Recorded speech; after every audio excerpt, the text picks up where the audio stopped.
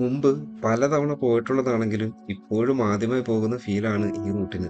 ആനയും പുലിയും കടുവയും ഒക്കെയുള്ള കാട്ടിലൂടെ 2 മുതൽ 3 മണിക്കൂറുള്ള യാത്ര. പറഞ്ഞു വരുന്നത് ആതിരപ്പള്ളി മുതൽ തമിഴ്നാട്ടിലെ വാൽപ്പാറ വരെയുള്ള റൂട്ടാണ്. സാധാരണ പോകുന്ന റൂട്ട് ഒന്ന് മാറ്റി പിടിച്ചു ഇപ്രാവശ്യം. മലയാറ്റൂർ വഴിയാണ് ആതിരപ്പള്ളി പോയത്.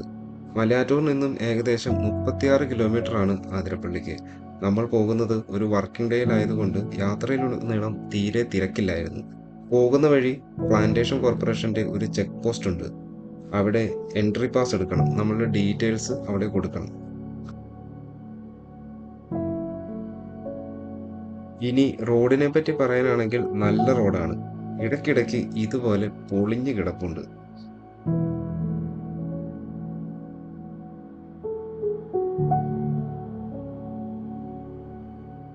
പ്ലാന്റേഷൻ കോർപ്പറേഷന്റെ അണ്ടറിലാണ് ഈ എസ്റ്റേറ്റ്. രാവിലെയൊക്കെ ആണെങ്കിൽ ആനയെ കാണാനുള്ള സാധ്യത വളരെയധികം കൂടുതലാണ്. ഇപ്പോൾ സമയം ഏകദേശം ഉച്ചയായതിനാൽ അതിനുള്ള സാധ്യത വളരെയധികം കുറവാണ്. എന്നിരുന്നാലും കാണാൻ പറ്റിയിരുന്നെങ്കിൽ എന്ന ആഗ്രഹം ഉണ്ടായിരുന്നു. ഇനിയിപ്പോൾ ഫോറസ്റ്റിൽ കയറിയാലും ആനിമൽസിനെ കാണാനുള്ള ചാൻസ് വളരെയധികം കുറവാണ്.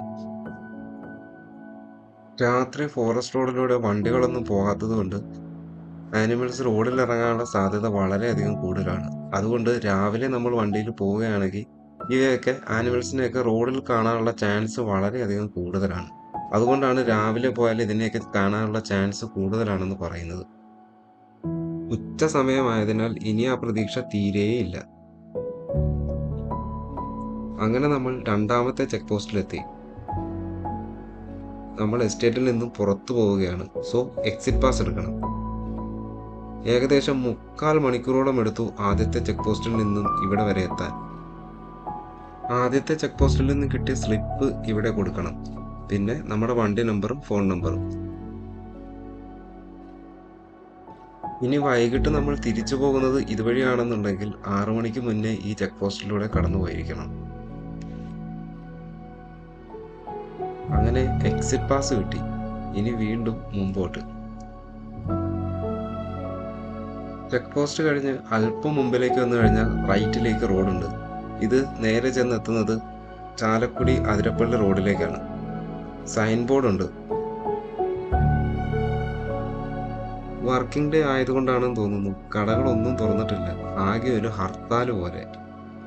ഇതാണ് വെറ്റിലപ്പാറ പാലം. താഴെ കൂടി ഒഴുകുന്നത് ചാലക്കുടി പുഴയാണ്. ഇവിടെ കണ്ട കടകളെല്ലാം പ്രവർത്തിക്കുന്നത് നമ്മളെ ആശ്രയിച്ചിട്ടാണല്ലോ. വർക്കിംഗ് ഡേ ആയതുകൊണ്ട് പുറത്തു നിന്നുള്ള ആളുകളൊക്കെ കുറവായിരിക്കും. അതുകൊണ്ടായിരിക്കും കടകളൊക്കെ തുറക്കാതിരുന്നത്. അങ്ങനെ മെയിൻ റോഡിലേക്ക് എത്തി. ഇവിടെ നിന്നും വലത്തേക്ക് ആതിരപ്പള്ളി വാൽപ്പാറ റൂട്ടാണ്. ലെഫ്റ്റിലേക്ക് പോയാൽ നേരെ ചാലക്കുടിയും. ഇങ്ങനെ യാത്ര പോകുമ്പോൾ അധികം പുറത്തുനിന്ന് ഭക്ഷണം കഴിക്കാറില്ല. കയ്യിൽ കരുതാറാണ് പതിവ്. വണ്ടി സൈഡാക്കി കയ്യിൽ കരുതിയ ചപ്പാത്തിയും പഴവും കഴിച്ചു. അങ്ങനെ ഫ്രഷായി വീണ്ടും യാത്ര തുടർന്നു. വെള്ളച്ചാട്ടത്തിന്റെ വ്യൂ പോയിന്റ് എത്തിയാൽ പിന്നെ ഒന്ന് എത്തി നോക്കാതെ ഇതുവഴി പോകാൻ പറ്റില്ലല്ലോ. വർക്കിംഗ് ഡേ ആയതുകൊണ്ടാവും ആരും തന്നെ വ്യൂ പോയിന്റിൽ ഇല്ലായിരുന്നു. അതുപോലെ തന്നെ എടുത്തു പറയേണ്ട ഒരു കാര്യം, കുരങ്ങന്മാരുടെ ശല്യം തീരെ ഇല്ലായിരുന്നു. കുറച്ചു നേരം അവിടെ നിന്ന ശേഷം വീണ്ടും മുന്നോട്ട് തിരിച്ചു. ഈ വലതുഭാഗത്ത് കാണുന്നതാണ് വെള്ളച്ചാട്ടത്തിലേക്കുള്ള എൻട്രൻസ്. ഒരുപാട് തവണ പോയിട്ടുള്ളത് കൊണ്ടും പിന്നെ നടക്കാൻ കഴിയാത്തത് കൊണ്ടും അങ്ങോട്ട് പോയില്ല. വേറൊന്നുമല്ല, മടി. സാധാരണ ഈ ഭാഗത്തൊക്കെ നല്ല തിരക്കാണ്. ഇങ്ങനെ ഓടിച്ചു പോകാൻ പറ്റില്ല. മിക്കവാറും ബ്ലോക്ക് ആയിരിക്കും. ഇന്ന് നല്ല തിരക്ക് കുറവുണ്ട്. സുഖമായി ഓടിച്ചു പോകാനും പറ്റുന്നുണ്ട്. ഞാൻ ഇതിനു മുമ്പ് വന്നപ്പോഴൊക്കെ നല്ല ബ്ലോക്ക് കിട്ടിയിട്ടുണ്ട്. ഒരുപാട് ടൈം ഈ ട്രാഫിക്കിൽ കിടന്ന് പോയിട്ടുമുണ്ട്. പക്ഷെ ഇന്ന് നല്ല സുഖമായിട്ട് ഓടിച്ചു പോകാൻ പറ്റി.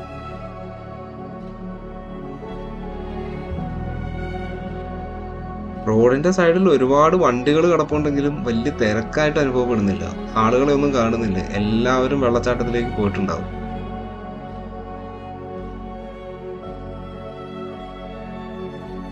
പിന്നെ ഈ ഒരു ഭാഗത്തേക്ക് എത്തിക്കഴിയുമ്പോൾ നമ്മുടെ അറ്റ്മോസ്ഫിയർ ടെമ്പറേച്ചർ മാറുന്നത് നമുക്ക് അറിയാൻ പറ്റും. അത് നല്ല രീതിയിൽ നമുക്ക് ബൈക്കിൽ പോകുമ്പോഴത്തേക്ക് ഫീൽ ചെയ്യും. അത്ര നേരം ചൂടും ഒരു ഉഷ്ണവും ഒക്കെ ഉണ്ടായിരിക്കും. പക്ഷേ ഈ ഭാഗം എത്തുമ്പോഴത്തേക്ക് മരങ്ങളും ഒക്കെ ആയതുകൊണ്ട് പെട്ടെന്ന് തന്നെ ആ ഒരു ഉഷ്ണം കുറഞ്ഞു കുറഞ്ഞു വരുന്നതായിട്ട് നമുക്ക് ഫീൽ ചെയ്യും.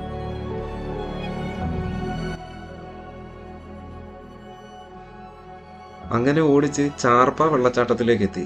വെള്ളച്ചാട്ടത്തിന് പുറകെ ഒരു പാലമുണ്ട്. പക്ഷെ അതിന് കൈവരിയോ കാര്യങ്ങളോ ഒന്നുമില്ല.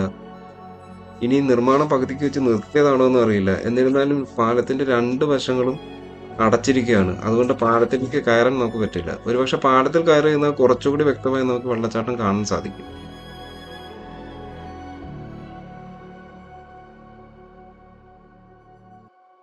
അങ്ങനെ അതും പിന്നിട്ട് വാഴച്ചാൽ ചെക്ക് പോസ്റ്റിലെത്തി.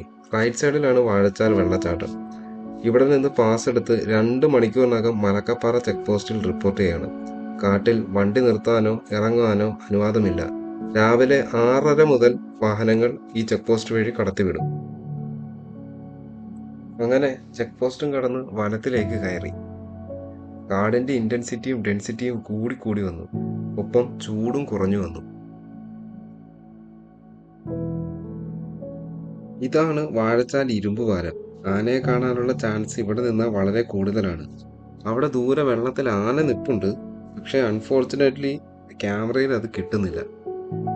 ഇതാണ് പുളിയിലപ്പാറ. ഭക്ഷണം വല്ലതും വേണമെങ്കിൽ ഇവിടെ നിന്ന് കഴിക്കാം.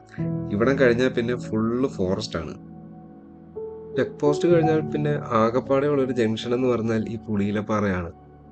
അത്യാവശ്യം ഹോട്ടലുകളും കടകളും ഒക്കെ ഇവിടെയുണ്ട്. പുതിയ റോഡ് വന്നപ്പോൾ വീതി കൂട്ടിയിട്ടാണ് വന്നത്. അതുകൊണ്ട് തന്നെ വണ്ടി പാർക്കിങ്ങിനും കുറച്ചുകൂടെ സൗകര്യമായപ്പോൾ. വിശപ്പും ദാഹമൊന്നും ഇല്ലാത്തതുകൊണ്ട് നമ്മളവിടെ പുളിയിലപ്പാറയിൽ ഇറങ്ങിയില്ല. അതുകൊണ്ട് പുളിയിലപ്പാറയും പിന്നിട്ട് നമ്മൾ വീണ്ടും മുന്നോട്ട് പോയി. പിന്നെ മഴയുള്ളപ്പോഴാണ് ഈ റൂട്ടിലെ യാത്ര കുറച്ചുകൂടി സൂപ്പറാകുന്നത്. റോഡിന്റെ ഇരുവശവും ഇല്ലുമുളം കാടുകളാണ്. ആനയുടെ ഇഷ്ടഭോജ്യമായതിനാൽ ഏത് സമയം നമുക്ക് ആശാനെ പ്രതീക്ഷിക്കാം. പിന്നെ ഉച്ച സമയമായതുകൊണ്ട് വരില്ല എന്ന ധൈര്യത്തോടു കൂടിയാണ് മുന്നോട്ട് പോകുന്നത്. ഇതാണ് ആനക്കയം പാലം. വീണ്ടും ഇടതൂർന്ന വനമാണ്. ഇവിടേക്കൊക്കെ എത്തിക്കഴിയുമ്പോൾ ടെമ്പറേച്ചറിൽ വരുന്ന മാറ്റം ബൈക്കിലായതുകൊണ്ട് നമുക്ക് പെട്ടെന്ന് അറിയാൻ പറ്റും. ഇടയ്ക്കിടെ വഴിയിൽ ആനപ്പിണ്ടം കിടക്കുന്നത് കാണാം.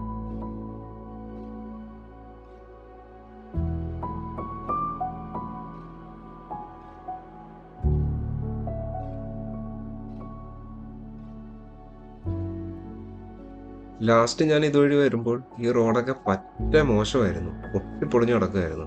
ഇപ്പൊ എന്തായാലും പുതുക്കി പണിഞ്ഞിട്ടുണ്ട്. സൈഡിലേക്ക് കുറച്ച് വീതിയും കൂട്ടിയിട്ടുണ്ട്. മുമ്പ് ഈ വഴി വരുമ്പോൾ ഒരു തരത്തിലും നന്നായി നമുക്ക് ഓടിച്ചു പോകാൻ കഴിയില്ലായിരുന്നു. വണ്ടിയുടെ സകലമാനം നട്ടും പൊട്ടും ഇളകും.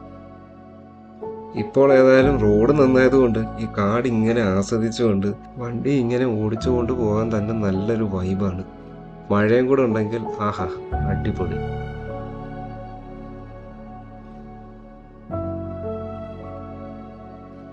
ഇവിടെയൊക്കെ ആനയെ സ്പോട്ട് ചെയ്യാനുള്ള സാധ്യത വളരെ കൂടുതലാണ്. ഓരോ വളവ് തിരിയുമ്പോഴും അത് മനസ്സിൽ കരുതിയിട്ടാണ് മുന്നോട്ട് പോകുന്നത്. വളരെ പതുക്കെയാണ് നമ്മൾ വണ്ടി ഓടിച്ചു പോകുന്നത്. ഈ കാട് ആസ്വദിച്ചുകൊണ്ട് ആ തണുപ്പേറ്റ് പോകാൻ തന്നെ നല്ല രസമാണ്. ഇതാണ് ലോവർ ഷോളയാർ ഡാമിൽ നിന്നും വെള്ളം താഴേക്ക് എത്തിക്കുന്ന പെൻസ്റ്റോക്ക് പൈപ്സ്. താഴെയാണ് KSEB ഷോളയാർ പവർ സ്റ്റേഷൻ. പിന്നീട് അങ്ങോട്ട് കയറ്റമാണ്. നല്ല വ്യൂ.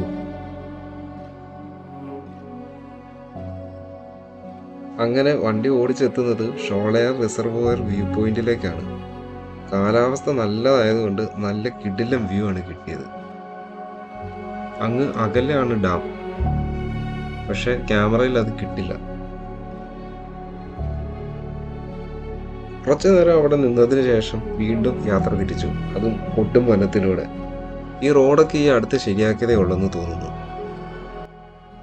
ഞാൻ നേരത്തെ പറഞ്ഞല്ലോ, മുമ്പ് ഈ വഴി വരുമ്പോൾ റോഡ് പൊട്ടിപ്പൊളിഞ്ഞു കിടക്കുകയായിരുന്നു. എന്തായാലും റോഡ് നന്നാക്കിയതുകൊണ്ട് സുഖമായിട്ട് വണ്ടി ഓടിച്ചു പോകാം. ഈ ഭാഗത്തൊക്കെ റോഡ് നന്നാക്കി വരുന്നതേ ഉള്ളൂ. ഫോറസ്റ്റ് ഏരിയയൊക്കെ കഴിഞ്ഞു. ഇപ്പോൾ എസ്റ്റേറ്റിലേക്ക് കടന്നു. എന്നാലും ആനിമൽസിനെ കാണാനുള്ള സാധ്യത വളരെ കൂടുതലാണ്. ഇടതുവശത്ത് കാണുന്നത് കാപ്പിത്തോട്ടമാണ്. അതുപോലെ തന്നെ വലത്ത് മുകളിലേക്ക് കാണുന്നതും കാപ്പിയുടെ തന്നെ തോട്ടമാണ്.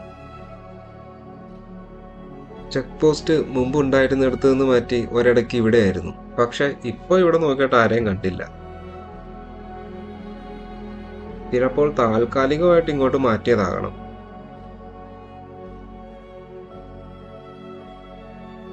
ഇങ്ങോട്ടുള്ള റോഡിന്റെ പണി നടക്കുന്നതേ ഉള്ളൂ. അതുകൊണ്ട് തന്നെ കല്ലും കട്ടയും ഉള്ളത് കൊണ്ട് പതിയെ വണ്ടി ഓടിച്ചു പോകാൻ സാധിക്കുന്നുണ്ട്. ഫോറസ്റ്റ് ഓഫീസും കഴിഞ്ഞ് ഇങ്ങനെ ഒരു ഹോട്ടൽ കണ്ടാൽ വിചാരിച്ചോണം നമ്മൾ മലക്കപ്പാറ എത്തിയെന്ന്. ഇവിടെ നിന്ന് ചെക്ക് പോസ്റ്റിലേക്ക് കുറച്ചും കൂടി ദൂരമുണ്ട്. ഇവിടെയും റോഡ് പണി നടക്കുന്നതേ ഉള്ളൂ. അങ്ങനെ മുന്നോട്ടേക്ക് വന്നു കഴിയുമ്പോൾ വഴിയൊന്നും ഇടുന്നു. പിന്നെ കുറച്ച് ഹോം സ്റ്റേകളും കുറച്ച് വീടുകളും ഒക്കെ കാണാം. ഇത് ആക്ച്വലി മലക്കപ്പാറയാണ്. ഇതും കഴിഞ്ഞ് മുന്നോട്ട് വരുമ്പോൾ പിന്നെ ഫുൾ അങ്ങോട്ട് എസ്റ്റേറ്റ് ആണ്. ഇവിടെ മുതൽ ടീ എസ്റ്റേറ്റ് ആരംഭിക്കുകയാണ്.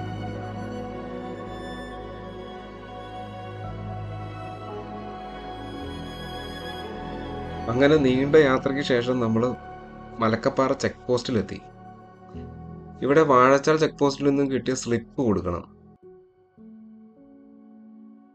അപ്പോൾ അവർ ചോദിക്കും നമ്മൾ ഇന്നിനി തിരിച്ചു പോകുന്നുണ്ടോയെന്ന്. തിരിച്ചു പോകുന്നുണ്ടെങ്കിൽ 6 മണിക്ക് മുമ്പായിട്ട് ചെക്ക് പോസ്റ്റ് കടന്നു പോകണം. ഏതായാലും നമ്മൾ ഇന്നിനി ഇവിടെ നിന്ന് തിരിക്കുന്നില്ല. ചെക്ക് പോസ്റ്റ് കഴിഞ്ഞാൽ പിന്നെ ഫുള്ള് ടീ എസ്റ്റേറ്റ് തന്നെയാണ്. കണ്ണെത്താ ദൂരം കിടക്കുന്ന ടീ എസ്റ്റേറ്റ് ആണ്. അങ്ങ് ദൂരെ കാണുന്നതാണ് ഷോളയാർ ഡാം. ഇവിടെ നിന്ന് നോക്കുമ്പോൾ വളരെ ചെറുതായിട്ടാണ് കാണുന്നത്. അങ്ങോട്ട് ഓടിയിട്ട് എത്തുന്നില്ല.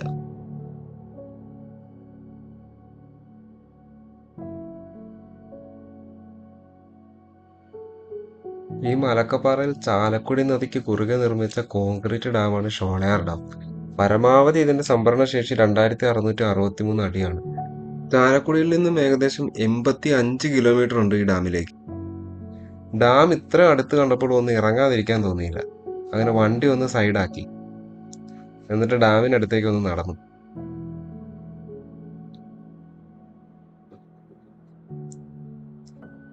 ഇങ്ങനെ ഇവിടെ നിന്ന് നോക്കുമ്പോഴേ ഡാമിന്റെ വലിപ്പം എത്രത്തോളം ആണെന്ന് മനസ്സിലാവും.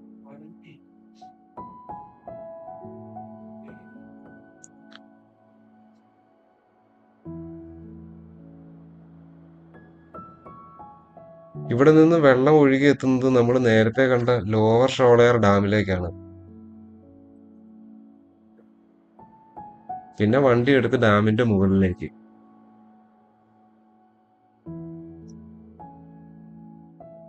ഇവിടെയും ശരിക്കും പറഞ്ഞാൽ തിരക്ക് കുറവാണ്. കടകളൊക്കെ അടഞ്ഞു കിടക്കുന്നു. ശരിക്കും പറഞ്ഞാൽ നമ്മൾ മാത്രമേ ഉള്ളൂ. റോഡും ഒക്കെ വിജനമാണ്.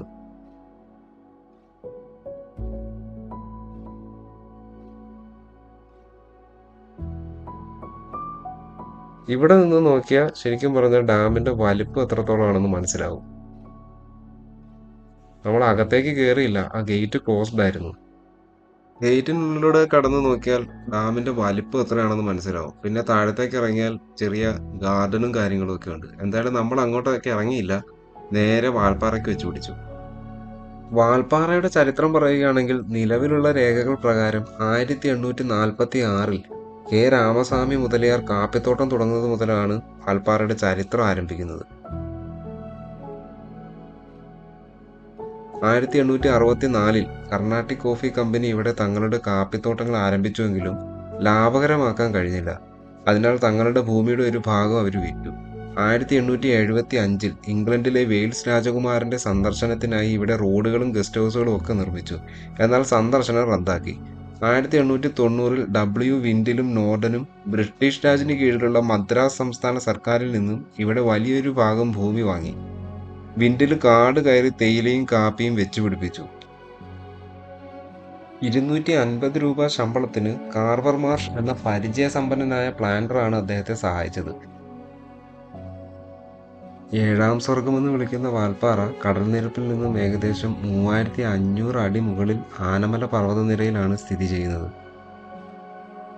സാധാരണ താപനില വേനൽക്കാലത്ത് 15 മുതൽ 25 ഡിഗ്രി വരെയും തണുപ്പ് കാലത്ത് 10 മുതൽ 15 ഡിഗ്രി വരെയുമാണ്.